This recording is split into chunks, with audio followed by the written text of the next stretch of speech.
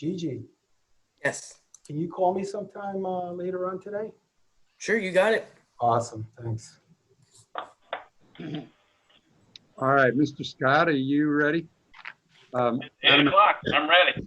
Attorney, I'm can you tell us? sorry. Oh, hold on have to- a second, guys. Hold on. We gotta get the YouTube live going. A couple of other technical things here. Just give me a second. And Jelky's got to go to a script first. I got to do an opening statement. Got it. And then I'll give mine. Cool. Can you guys hear me? Yes. Yes.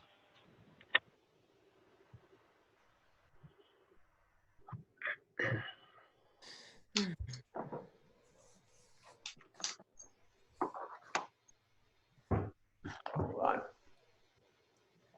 Can you guys hear me now? Yes. Okay. We're good to go, guys. So before we start the financial, I gotta read the opening statement here. Give me 1 second. Okay, pursuant to Executive Order number 20-69 issued by the Office of Governor Ron DeSantis on March 20th, 2020, municipalities, including public agencies, may conduct meetings of their governing boards without having a quorum of its members present physically or at any specific location, and utilizing communications media technology such as telephonic or video conferencing as provided by section 120.54 subsection 5B2 of the Florida statutes. The members of the Miami Parking Authority appearing remotely for this meeting are Yami Reyes, Stephen Nordstrom, Marlon Hill, Larry M. Spring Jr., and me, Thomas Jelke, chairperson. In accordance with section 2-33, subsection F and G of the City Code, the agenda and the material for each item on the agenda for this virtual meeting was published and made available to the members of the Miami Parking Authority and to the public at least 7 full business days in advance of the meeting. The material for each item on the agenda is available during business hours at the MPA's main office and online 24 hours a day at www.miamiparking.com/virtual-meeting/. Any person may be heard by the MPA board through the chairperson and upon registering pursuant to the published notice for not more than 2 minutes on any proposition before the MPA board, unless modified by the chairperson. Since this is a virtual meeting as authorized by the governor of the state of Florida, members of the public wishing to address the body may do so by visiting www.miamiparking.com/virtual-meeting/ to upload their video comments or to submit their written comments via the online comment form. Members of the public may also call 305-373-6789 extension 280 to provide comments via the dedicated MPA public comment voicemail. All comments submitted will be included as part of the public record for this virtual meeting and will be considered by the MPA board prior to any action taken. When addressing the MPA board, the member of the public must first state his or her name, his or her address, and what item will be spoken about. When the MPA board takes action or votes on any proposition before it, it shall do so by a roll call vote, which shall be recorded by the court reporter and included in the record. Anyone wishing to appeal any decision made by the MPA board for any matter considered at this meeting may need a verbatim record of the item. The MPA is using Zoom to hold its June 3rd, 2020 virtual regular MPA board meeting. This virtual meeting will be broadcast live on Zoom, YouTube, and over the phone. Zoom is a cloud platform for video and audio conferencing, collaboration, chat, and webinars across mobile devices, desktops, telephones, and room systems. The MPA has developed several new methods of ensuring public comment for this virtual meeting. It has established for this meeting, it has established 2 new options. The first new option allows the public to provide public comments by the dedicated MPA public comment voicemail by calling 305-373-6789 extension 280, where the individuals will be able to leave a 2-minute message that will be played during the virtual meeting. The second new option allows the public to submit comments via the MPA's online comment form. The comments submitted through the comment form have been distributed to the MPA board and MPA administration throughout the day, so the MPA board can consider the comments prior to taking any action.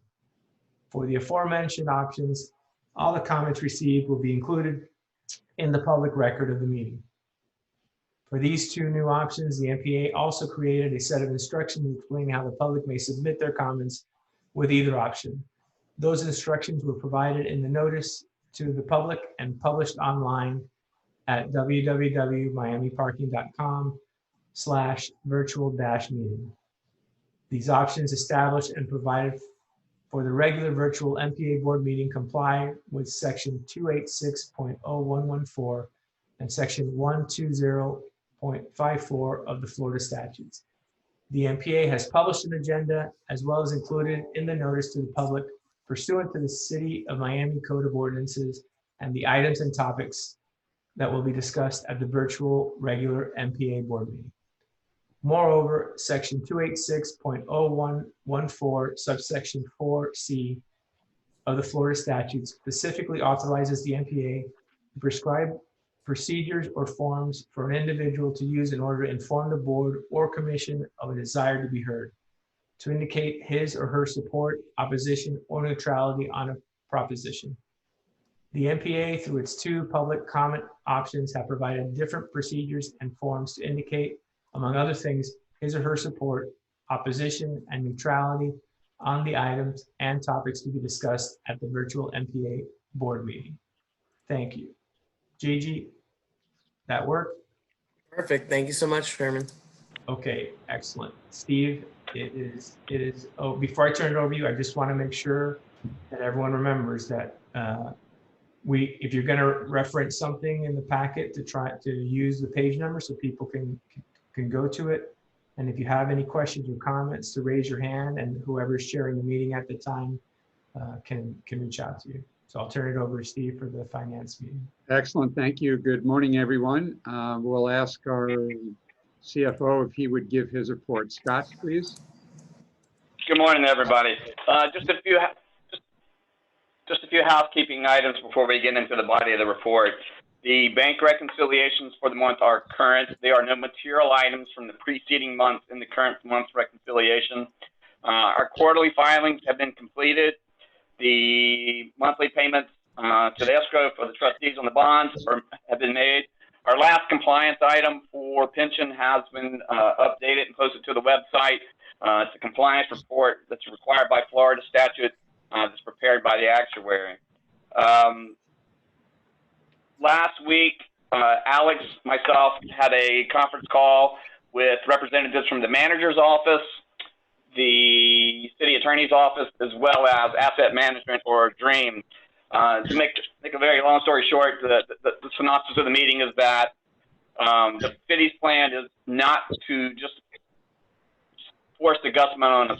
They are going to actively pursue the litigation, come back to us at some point in time in the future with a plan that deals with the actual management and programming of the theater, as well as a plan to take care of the subsidy from an operating standpoint and a capital point. So, you know, I have a lot of comfort that we're just not going to get jammed, and here we are. And again, you know, for the record, remember that I am precluded from spending a single dime on the Gusman for the bond indenture. So, you know, I just need to make sure that that's clear. It's not that we're unwilling to do it, but there are certain legal ramifications, you know, if it is to come back over here, that we need to follow. Can I ask All right, a with that, question on that matter? sure, go ahead. So what happens if the operator declares bankruptcy?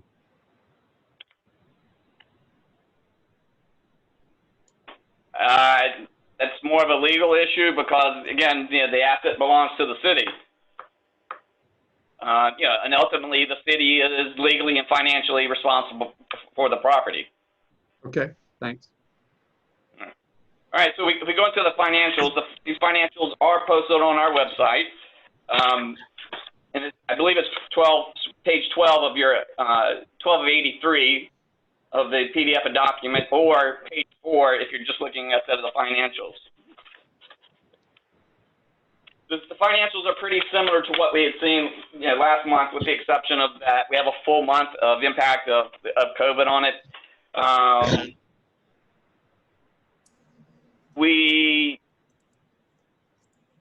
looked at the initial forecast that we had prepared a while ago that runs through the end of the fiscal year and compared that to the actuals. We were pretty close to what we anticipated when the actuals came in. We were a few $100,000 to the better on the actuals compared to the forecast. And the initial indications on the run rates that we're seeing for the month of May is that we're running a little better, not significantly better. If you take those two things into account, you take into account the economic things that are going on, the social interactions that are currently happening, we are not leaning towards revising our forecast at this point and sticking with the original forecast as prepared, unless something else changes. We're still sort of waiting to see the final numbers, the final impact of the openings, those type of things. But the original forecast that we did provide still showed us being positive by about $6 million at the end of the year. And then out of that $6 million, we would contribute $2 million of that to the city. We do continue to have our weekly meetings with the budget director, and we about scenarios, models, what's going on with revenue, what's going on with cash collections, what are we seeing on the street. We talk about staffing, spend a lot of time talking about staffing, what's our plan, what we can do, how long is the current model sustainable, those type of things. And we always end up, the last thing we talk about is the $2 million excess contribution back to them. The only thing that's sort of changed in our models since the last time we talked was, we had talked about revising the base 37 hours that enforcement uses. Remember, the preponderance of the enforcement officers are all part-time. We were going to roll their hours back to try to save a little payroll. But we started seeing an uptick on street, and so what we decided to do was sort of a pilot for another 2 weeks, having them stay at their 37 hours. Obviously, they're not heavy-handed. They're not going in and enforcing, the way they have in the past, because we're still trying to be sensitive to what's going on with whether it's to the community or visitors or everything. But obviously, if we see anything that's life safety or prohibited, we'll take care of that.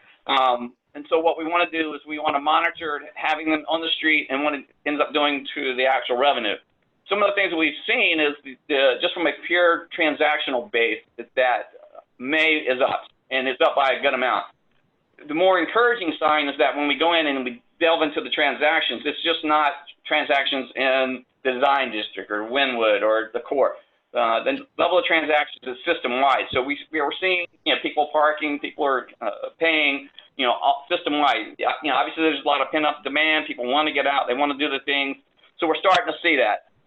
But where we need them, we need them on street. We need them, where we have high turns, those type of things.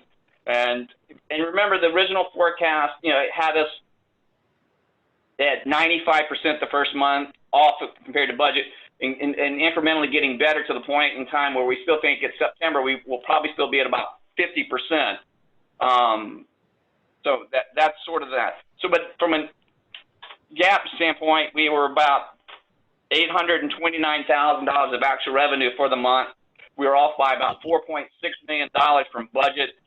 The net operating results, we had a net loss for the month of approximately $965,000. From a liquidity standpoint, we are timely paying our bills. Again, we're making a concerted effort to any small local vendor to ignore their terms and pay them immediately. So, we're doing the things that we can, to try to generate the cash back to the community as soon as possible. So with that, are there any questions about either the forecast or the financials for the month of April for MPA? Talk about our cash position, please, Scott. We have a near cash portfolio with low duration. And what that means is it's similar to the investment policy that I use for the pension plan. I'm looking for, consistent, returns. I'm not looking to go out and try to get 20% 1 year and this or that. So, we're conservatively invested. We have approximately 15 million in our DDA account. And when I mean DDA account, that's basically like your checking account. The rest of the investment portfolio has agencies and treasuries, that tend to be 2 to 3 year maturity. We do have a portion of the portfolio that's modeled to be near liquid, and by that I have a stair-step pool of CDs that mature monthly and reinvest themselves. So every month I have in excess of $1 million in additional liquidity that I have available if anything was to come up.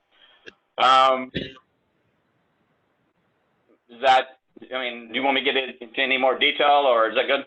Any of the board members have any questions on the report or the cash liquidity situation? All right, Scott. The next report is for the same period for the Knight Center. It is page 9 of the actual financial package. And if you give me 1 minute, I will give you the page number in the agenda package. It would be page 18 of 83. The numbers have been sent to the city for review and approval. The Knight Center had approximately $135,000 on the month of operating revenue, or about $82,000 below budget. Direct operating expenses were approximately $77,000, leaving an operating surplus of approximately $57,600. One of the things that I forgot to talk about in the housekeeping item is that we are in budget. Right now, the current plan looks like we will be able to present a proposed budget at the July meeting. We are working on the 3 scenarios that board member Nostrum asked for. So I think that was the last housekeeping item. So I'd be happy to answer any questions that relates to the pension plan, since I mentioned that, the Knight Center, or the MPA. Anyone have any questions? If not, we're good. Anything else, Scott, you'd like to share? No, sir. Thank you. Mr. Chairman, if you allow me. Please. I wanted to give an update on my meetings, my recovery meetings with the staff. We've met weekly since our last discussion. What we've intended to do is kind of keep lockstep with what's going on with the city, i.e. street closures, and coming up with the staff coming up with analysis on what those things might cost as we move forward in working with the city. We have been ensuring that we're maintaining a good account of the activity, parking activity that's going on in various areas throughout the city. And actually, without getting into the details right now, and I'll maybe send out an official report, it appears that we're seeing activity volume increase, inclusive of the first hour allowance that is being that's happening right now with the parking. So I just wanted to make sure that the board and the public knew that we are meeting. We're being mindful of what's going on. And actually, I would say personally, I'm starting to feel a lot more optimistic on consumer confidence, particularly if any of you've gone to the Midtown area. It's looking like it's back on fire again. We'll continue to ride through. I do want to commend this staff, long range, and this board. Fiscally, we're very sound right now. And as a result, we are able to, keep ourselves moving, keep the city moving, keep our employees employed right now. So definitely kudos to all of us for being good stewards and the staff for keeping us on the right path. So with that, Thank you very much for the work you're doing, Larry. We really appreciate it. Okay, Mr. Chairman, it's all yours, sir. Got to unmute, Tom. Thank you. Before we start the regular meeting, we need to open up for public comments. So let's take a couple of minutes, and we're now open for public comments. If people want to use any of the methods that we talked about earlier to make comment, wait for 2 minutes.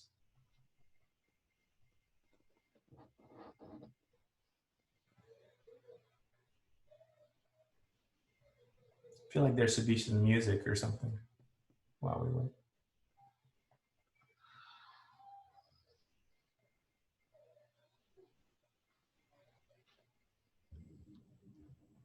Like the Jeopardy music. Alexa, play jazz music.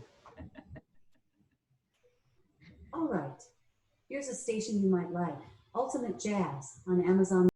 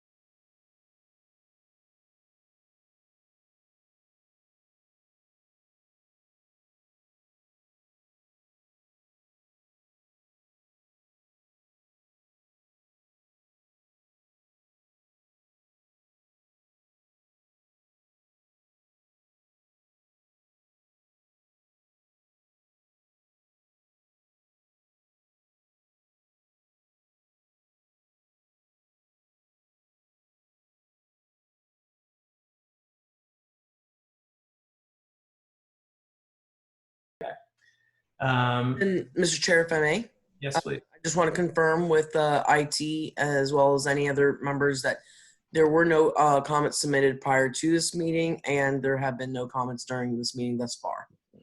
That's correct. So no comments up to this point? So you may proceed. Thank you. Great.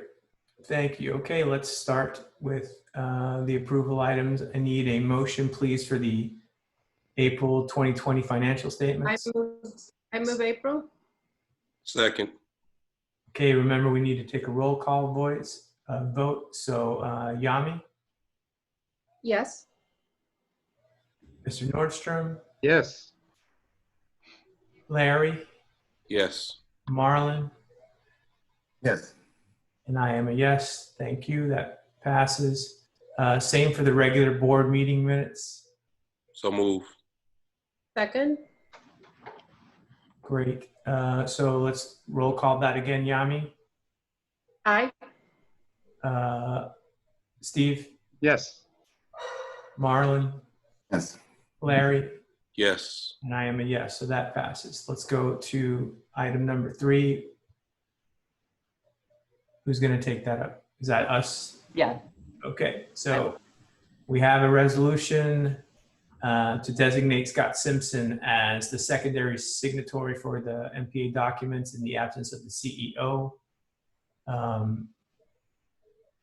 Alex, is there anything that we need to discuss about that, or just that's pretty That's the simple? resolution to make it official for Scott. To make it for the official. sign it, something. Yeah. I think So- in the past, we've had a designated signator, but this will make it official for the board. Is there, before we take a question, is there a motion? There's a motion. I need you to actually verbalize that. I move that. Thank you. Is there a second? Second. Okay. Any discussion on the motion? Seeing none, Roll call vote again. Yami, Yes. Steve, Yes. Larry, Yes. Marlon, Yes. and I am also a yes, so that passes. And now to item number 5. Alex. So, good morning, everyone. This item is asking the authorization from the board for additional funds to complete the Regatta Harbor Garage. Our request is at $2.3 million, of which $50,000 is a contingency, and $960,000 is going to be a reimbursable by the developer. What we have done is that we have broken down the request into what I would say is 4 buckets, 4 parts, so that I can better explain where we are and what the monies are needed for to complete the project. I am happy to report that we are moving along. We have about 3.5 weeks to 4 weeks to finish this project. We anticipate that the project will be completed by mid-July. And I will be staying on top with the city to make sure that we can get the CO by then. So if you would allow me, I would like to explain the 4 parts by which this project, we're requesting these additional funds. Number 1 is the expenses related to the 4th floor and utilities. As you know, we decided because of the request that we had and the demand that we had from the area to add a 4th floor in about April of last year. In doing that, there was some unforeseen expenses that came as a result of that. And some of them were caused by substantial coordination, which caused delays. It also was from delays that were caused by the building permit, the building department to obtain the permit. There was unforeseen issues, including the retrofit of the work already done on the 3rd floor to get this floor, the 4th floor, to continue up to build the 4th floor. And structurally, we had to make sure everything was sound to add it, since we already had completed the 3rd floor. There was also a 3rd floor mesh that was added. And for those of you who have passed by the garage, it's gorgeous. It's really nice how we have, covered that garage and really done an homage to the Pan Am site. But when we added the 4th floor, we did not anticipate that we would have to add the amount of mesh that we did. And so that came as a redesign to what we originally had and cost additional funds. So that was the 4th floor expenses that were additional. And above that, we also had to involve FP&L to insert a duct bank in order to get power onto our site, which sat on the adjacent lessee's area. So we also had to do some underground work. And that is the first, what I would consider bucket.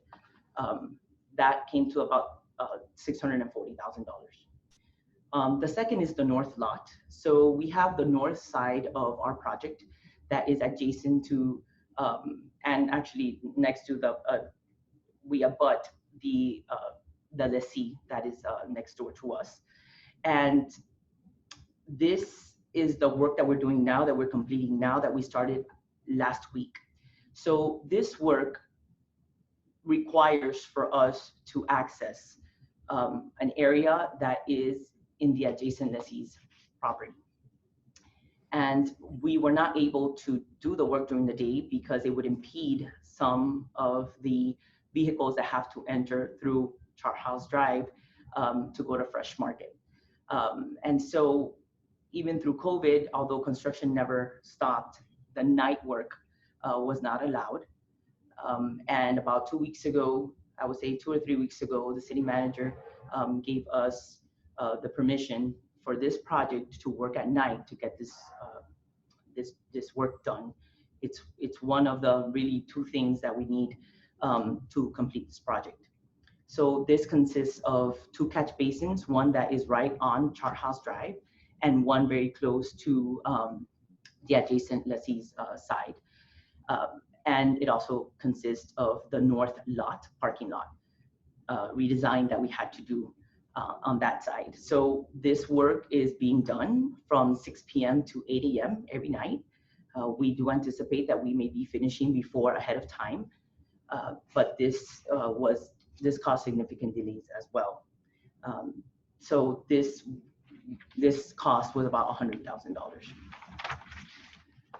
On the third part is the retail ground floor improvements. So the retail ground floor improvements is our obligation to turn over the ground level in gray shell standards. That is as per our agreement with the developer and the city. This includes electrical, plumbing, fire protection. So it's not your typical gray shell definition. It includes and it involves more than that. And so this consists of a hydrostatic slab that is 18 inches thick, very different from a normal concrete slab. Why? Because there's flooding in the area and you have to protect the area from in case there is a flood. And so in order for us to pour that, we also had to see what the tenancy was going to be in that area. And the developer was able to obtain and secure their tenants just a few months ago, where now they knew where the plumbing was going to go through and electrical, any conduit that we had to run through.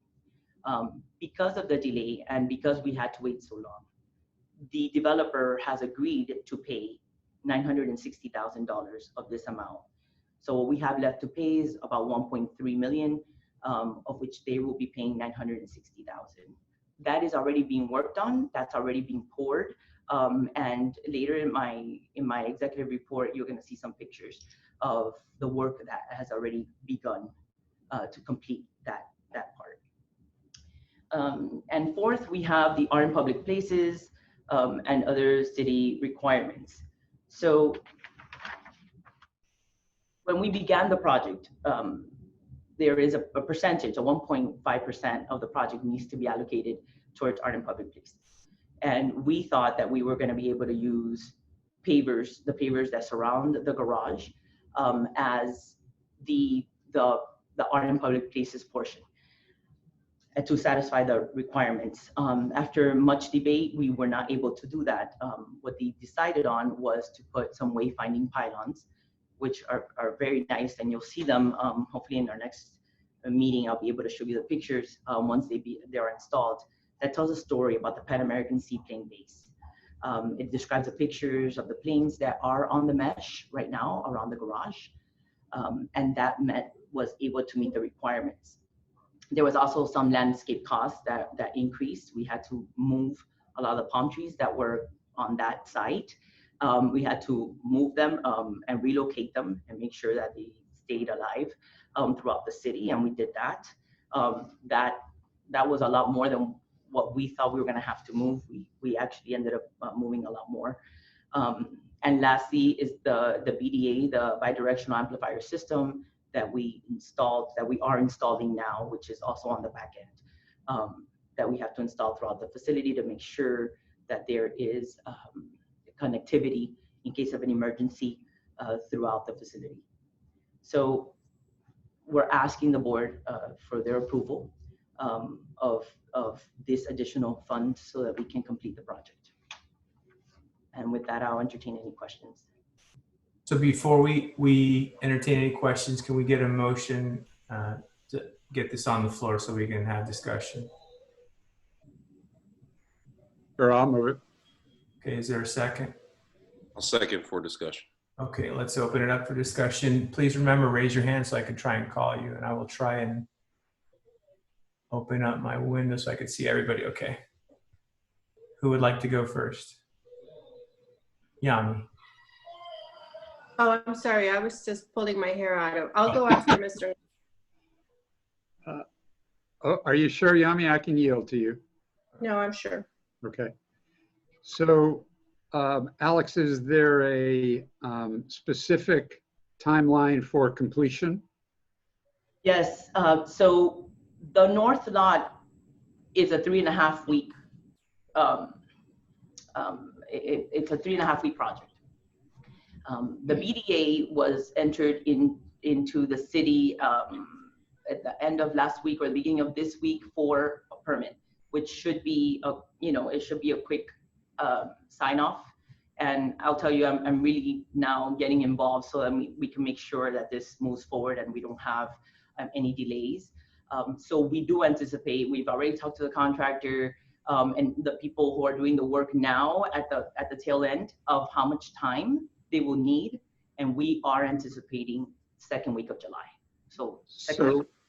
Are there any incentives or disincentives to meet that time frame? I mean, everybody wants to get out of this project. For us is we have told them this is all we're paying. This is the max that I'm not coming back to this board for anything else. And they know that, and they have also expressed that they want to be able to move out as well, move on to something else, to another project. So for us, Ms. Nostrand, I don't want to have any more general conditions. I don't want to delay this project any further. And they want to get out as well. And they know that they can't come back to me for anything else. So they need to move quickly to get this done. They have already expressed that they feel that they will be done before the 3.5 weeks. And so we're keeping tab on that. So would you feel it would be appropriate to put an incentive/disincentive contract modification, whatever we're going to call it, in order to actually meet those deadlines? I mean, we can put something in writing, Roland, to MCM, to you're on mute, Roland, to MCM to make certain a date. They're actually obligated to complete this portion of the project within the 3.5 weeks.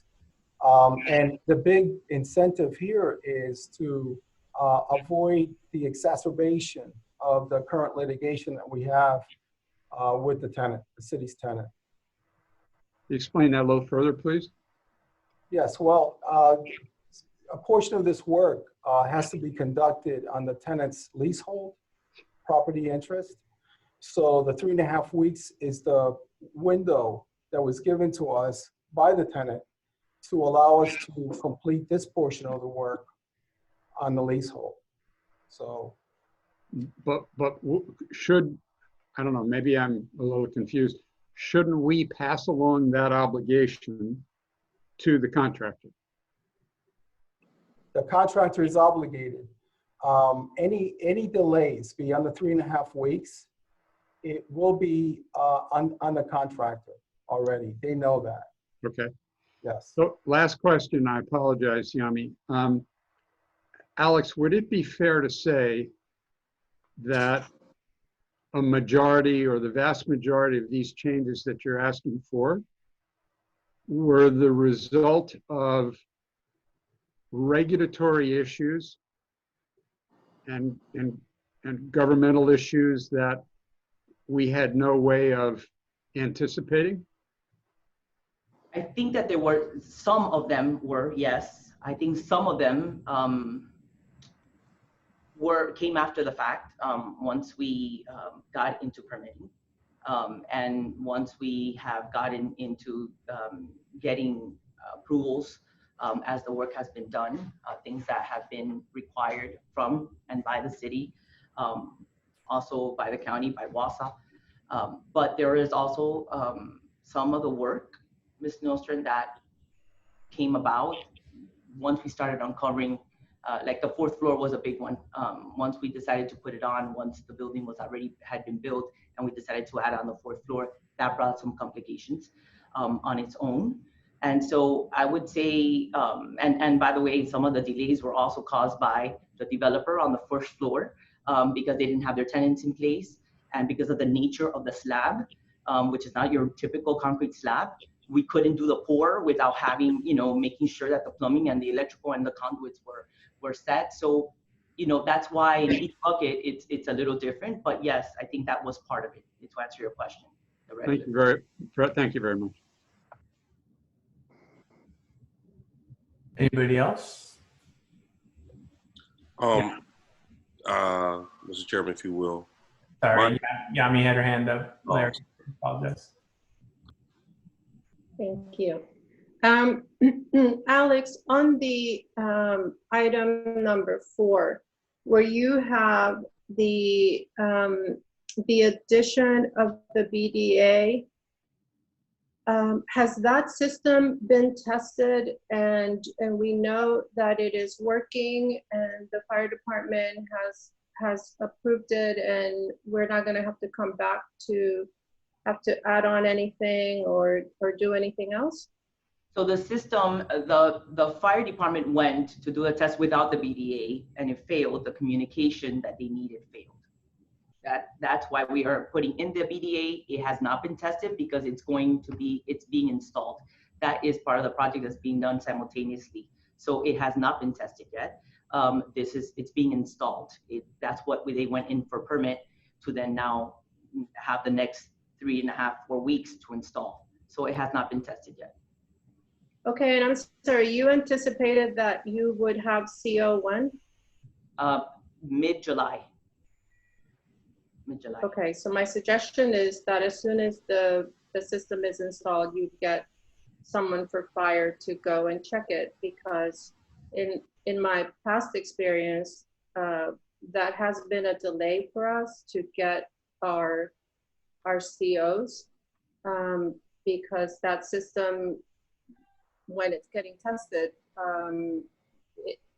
it's got some faults and you will not pass CO unless that system is fully functional, which is a life safety issue. So we just need to make sure that that is a constant test. Okay. The second thing is, you mentioned that you are going back to the contractor on the general conditions. Could you please send me send the board the contract and what those general conditions were to begin with so that we can look at them? Okay, we'll do.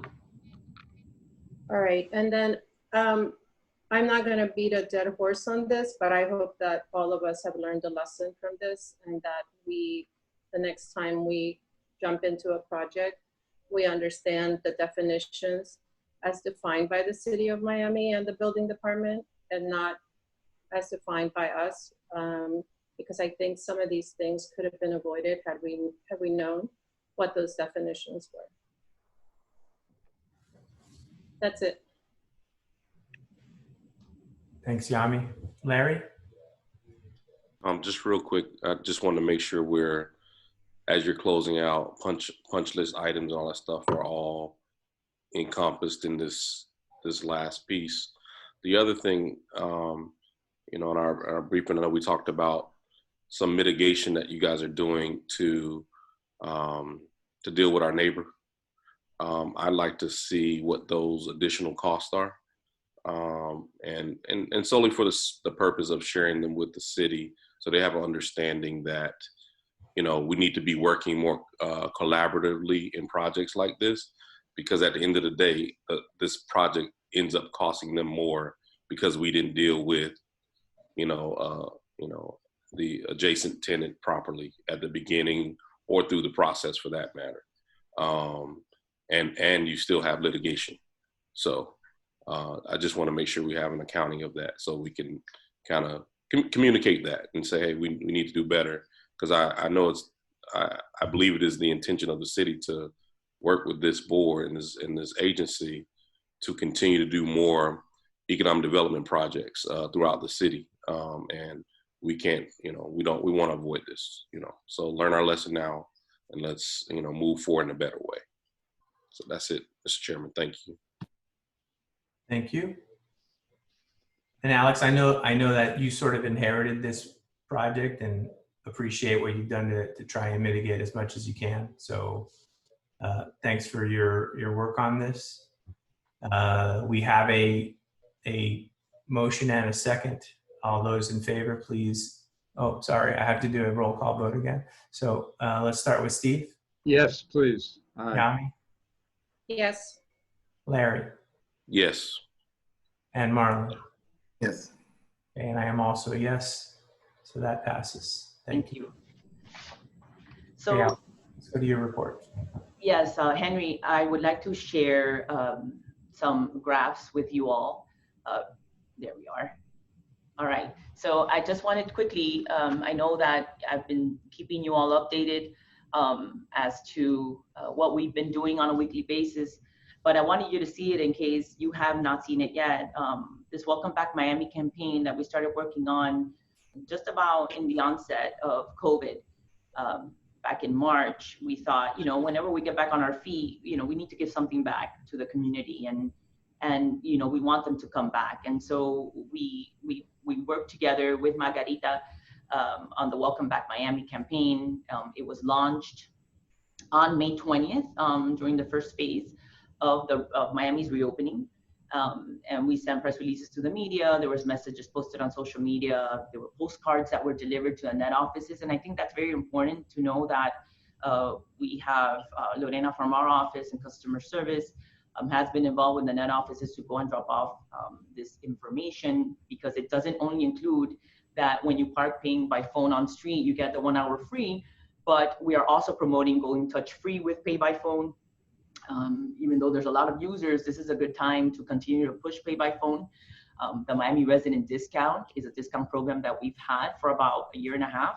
I'm hoping to report the next meeting how many additional people have signed up for that program, because we are actively promoting it again.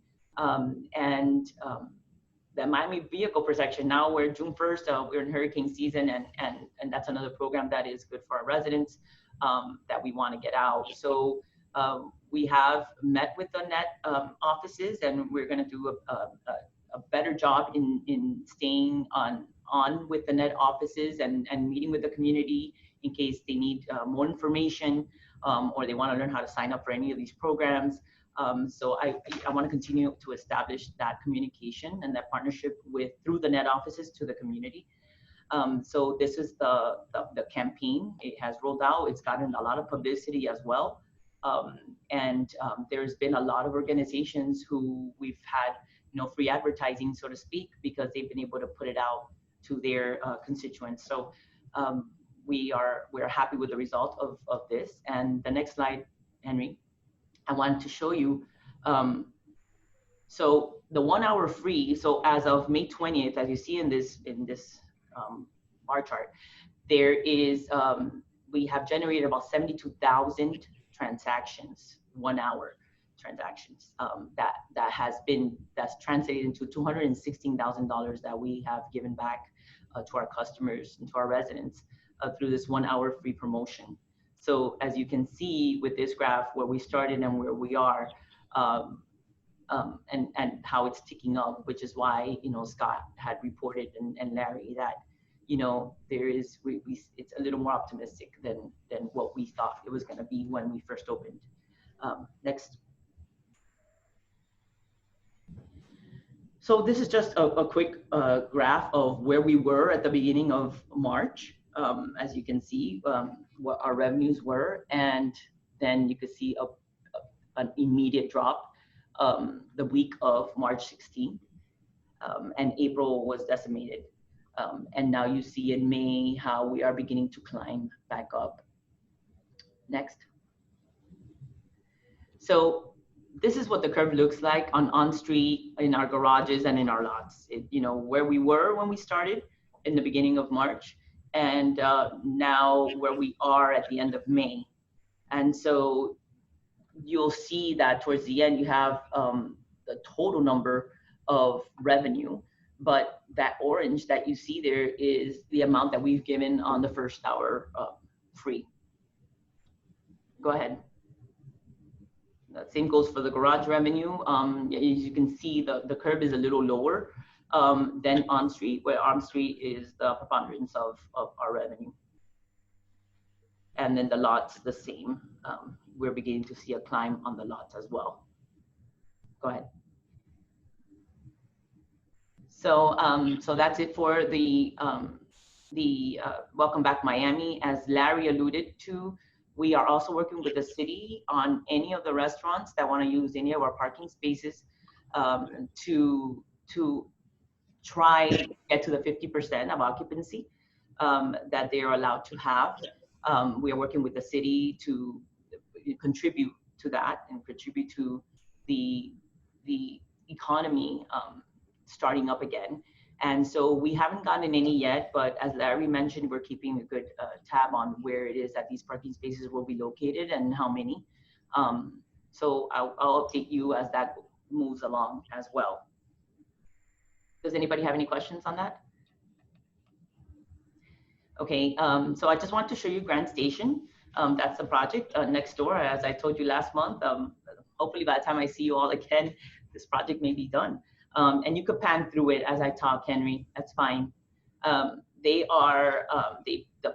poured 29th floor already. And as you can see on this picture, they are working on the garage portion, which they consider sections 1 through 4. Those are the sections that will be connecting to our garage. So soon enough, you'll see the connectivity between our garage and theirs. So they are moving ahead. They're still ahead of schedule. They've already installed the electrical conduits to the 10th floor, the vent for the ducts for the AC units, and the plumbing risers are completed to the 25th floor. They're moving this project along really quick. And so I'm excited for you all to see it. And Regatta Harbor, well, I think I said enough about Regatta Harbor, but this is what it looks like. It's a beautiful garage, and right on this picture is great because you can see the seaplanes from there, and what the top looks like of the garage with the sails that were added. And we are hoping to bring back just the completion of this garage, and maybe we'll do a virtual grand opening to start getting cars in there.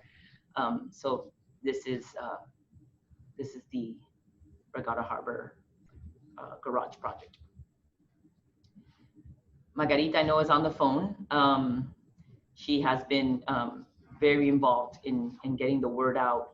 And I wanted to mention her, you know, in order for us not to elongate this meeting, but she is on there, and I don't do justice for all the things that she has done for us.